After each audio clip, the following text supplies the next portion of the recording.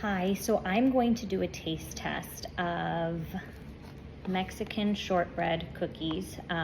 It's the Siete brand.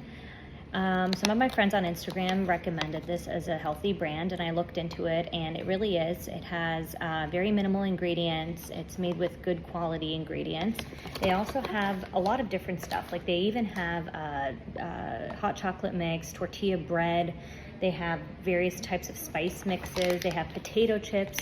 I'm not gonna do the taste test on these because I already did and they're good. But they're made with avocado oil, you can see right here. So that's really good compared to vegetable oils.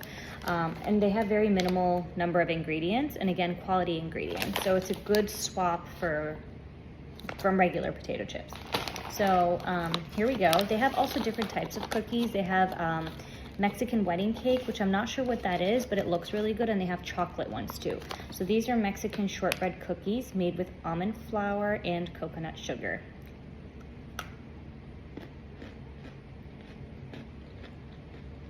It's really good. It tastes kind of like cinnamony. Very good, not too sweet, not too dry. And the great thing is that the serving size is 5 cookies. So I don't even think I would eat 5 cookies, so the nutrition facts are even more amazing.